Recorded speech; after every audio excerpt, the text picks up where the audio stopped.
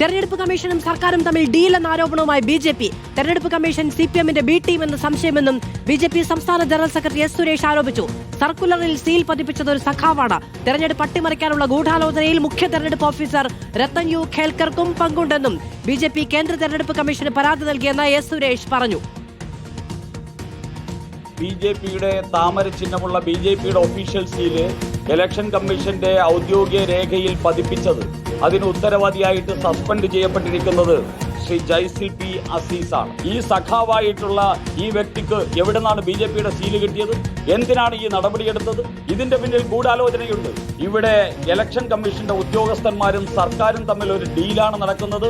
കേരളത്തിലെ election commission സംവിധാനം ഇവിടത്തെ ഇടതുപക്ഷ സർക്കാരിന്റെ ബി ടീമായിട്ടാണ് പ്രവർത്തിക്കുന്നത്.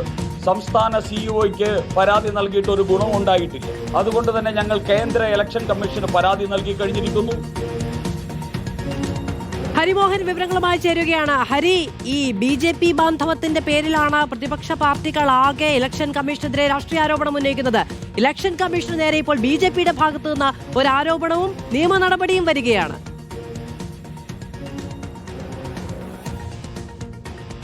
അതാണ് ഏറ്റവും ശ്രദ്ധേയം. ഈ തെരഞ്ഞെടുപ്പ് കമ്മീഷന്റെ സർക്കുലറിൽ ബി.ജെ.പിയുടെ സീൽ വന്നതിൽ തെരഞ്ഞെടുപ്പ് കമ്മീഷനെതിരെ പ്രതിപക്ഷ പാർട്ടികൾ രംഗത്ത് വരുന്നു, അല്ലെങ്കിൽ കോൺഗ്രസും സിപിഎമ്മും അടക്കമുള്ള പാർട്ടികൾ രംഗത്ത് വരുന്നു എന്നുള്ളതാണ് നമ്മൾ ഈ ദിവസങ്ങളിലൊക്കെ തന്നെ കണ്ടത്. പക്ഷേ തങ്ങളുടെ സീൽ വന്നതിന് പിന്നിൽ വലിയൊരു ഗൂഢാലോചനയുണ്ട് എന്നുള്ള ആരോപണം ഉന്നയിച്ചുകൊണ്ടാണ് സംസ്ഥാന ബി.ജെ.പി. നേതൃത്വം കേന്ദ്ര തെരഞ്ഞെടുപ്പ് കമ്മീഷനെ സമീപിച്ചിരിക്കുന്നത്. സംസ്ഥാന സർക്കാരും തെരഞ്ഞെടുപ്പ് കമ്മീഷനും ചേർന്ന് നടത്തിയ ഗൂഢാലോചനയുടെ ഭാഗമാണ് തങ്ങളുടെ സീൽ ഈ സർക്കുലറിൽ വന്നത് എന്നുള്ള ഗുരുതരമായിട്ടുള്ള ആരോപണം കൂടിയാണ് ബി.ജെ.പി. ഈ ഘട്ടത്തിൽ ഉയർത്തുന്നത്. അതായത് ഒരു ക്ലറിക്കൽ പിഴവാണ് എന്ന് ചൂണ്ടിക്കാണിച്ചുകൊണ്ട് ഒരു ഉദ്യോഗസ്ഥനെ സസ്പെൻഡ് ചെയ്തുകൊണ്ട് കൈ കഴുകാൻ വേണ്ടി തെരഞ്ഞെടുപ്പ് കമ്മീഷൻ തീരുമാനിച്ചിരുന്നു.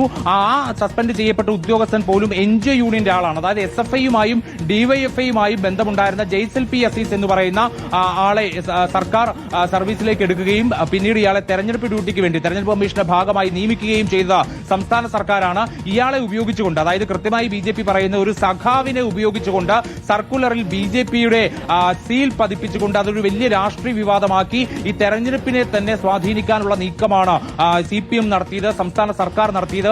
അതിന് മുഖ്യ തെരഞ്ഞെടുപ്പ് ഓഫീസർ രത്തൻ കേൽക്കർ അടക്കം കൂട്ടുനിന്നോ എന്നുള്ള സംശയം കൂടി പങ്കുവച്ചുകൊണ്ടാണ് ബി.ജെ.പി. കേന്ദ്ര തെരഞ്ഞെടുപ്പ് കമ്മീഷനെ സമീപിച്ചിരിക്കുന്നത്. ഇവിടെ നടക്കുന്ന അന്വേഷണം തൃപ്തികരമല്ല.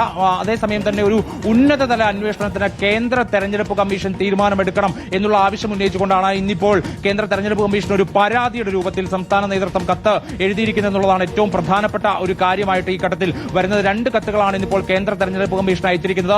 ഒന്ന്, ഈ തെരഞ്ഞെടുപ്പ് കമ്മീഷന്റെ സീലിൽ സർക്കുലറിൽ സീൽ വന്ന കാര്യം. രണ്ടാമത്തതും ഈ തെരഞ്ഞെടുപ്പ് കമ്മീഷനെതിരെ തന്നെയാണ്. അതായത് സിപിഎമ്മിന്റെ ബി ടീമായി നിന്നുകൊണ്ട് സിപിഎമ്മിന് അനുകൂലമായി പോളിംഗ് ഉദ്യോഗസ്ഥരെ അടക്കം നിയമിക്കുകയാണ് തെരഞ്ഞെടുപ്പ് കമ്മീഷൻ ചെയ്യുന്നത്. നേമത്ത് തൊഴിൽ മന്ത്രി കൂടിയായ വി ശിവൻകുട്ടി മത്സരിക്കുന്ന സാഹചര്യത്തിൽ അദ്ദേഹത്തിന്റെ വകുപ്പിൽ, അതായത് തൊഴിൽ വകുപ്പിലുള്ള ഉദ്യോഗസ്ഥരെ പോളിംഗ് ഉദ്യോഗസ്ഥരാക്കി നിയമിക്കുകയാണ് ചെയ്യുന്നത്. അതിൽ വരണാധികാരി തന്നെ ലേബർ ഓഫീസറാണ്. ഇന്നലെ 90ഓളം ഉദ്യോഗസ്ഥരെ പോളിംഗ് ഓഫീസർമാരായി ചുമതലപ്പെടുത്തുകയും ചെയ്തു. ഇത് തെരഞ്ഞെടുപ്പ് അട്ടിമറിക്കുന്നതിന് വേണ്ടിയുള്ള നീക്കമാണ് എന്നതടക്കമുള്ള ആരോപണങ്ങൾ ഈ സർക്കുലറിൽ സീൽ പതിപ്പിച്ചത് ഒരു സഖാവാണ്.